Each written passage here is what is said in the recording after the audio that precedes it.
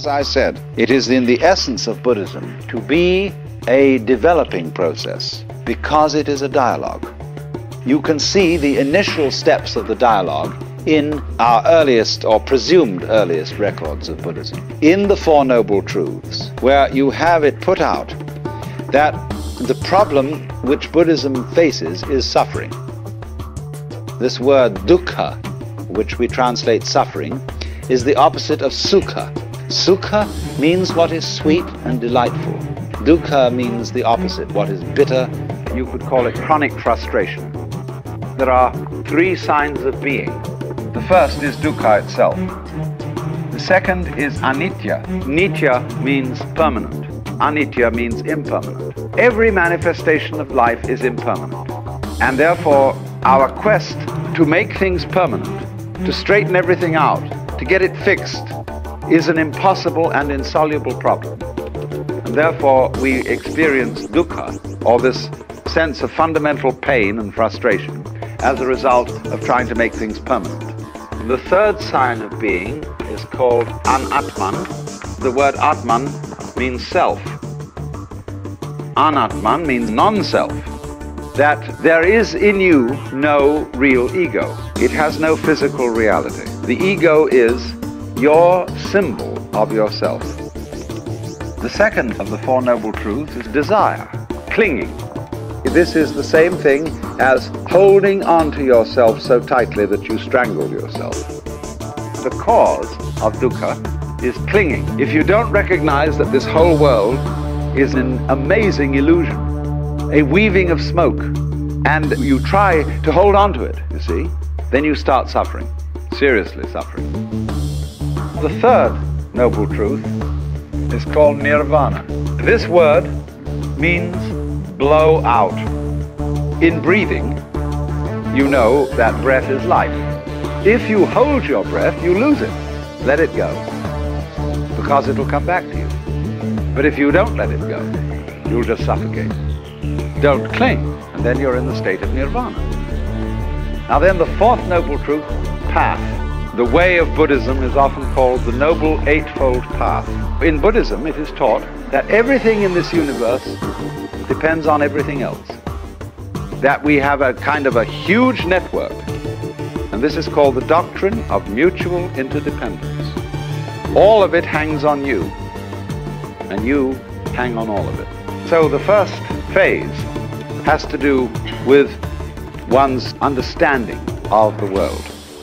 The second phase has to do with action, how you act. Buddhist idea of ethics is based on expediency.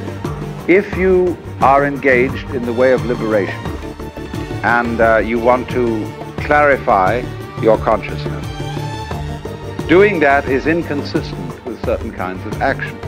So every Buddhist makes 5 vows, 5 precepts, and they take the 3 refuges. The refuges are the Buddha, the Dharma, the doctrine, and the Sangha, the fellowship of all those who are on the way.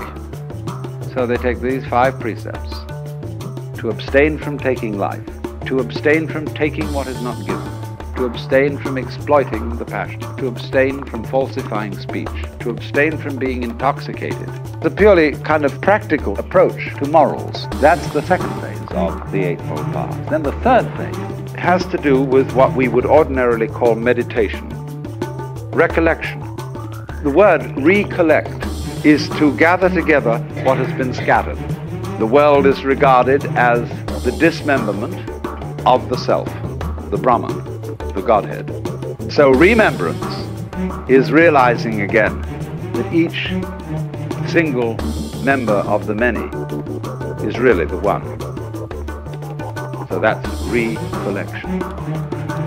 To be recollected is to be completely here and now, is to be completely alert, available for the present, because that's the only place that you are ever going to be in. You will find, if you thoroughly investigate the process of experiencing, that the experiencing is the same as the experiencer. So you, as someone who is aware, and all that you are aware of is one process. And you get to that state by the practice of meditation, which is sitting down quietly and being aware of all that goes on without comment, without thinking about it. And when you stop categorizing, verbalizing, talking to yourself inside your head, naturally the separations between, for example, knower and known, self and other, simply vanish.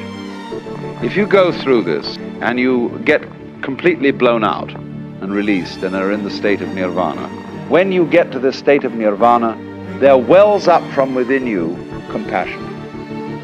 The sense that you aren't different from everybody else. Everybody else's suffering is your suffering. So that he who reaches nirvana doesn't, as it were, withdraw into a sort of isolated peace, but is always coming back into the world, into the difficulties, into the problems of life, in compassion for everyone else. You can't be saved alone, because you're not alone. You are the whole cosmos.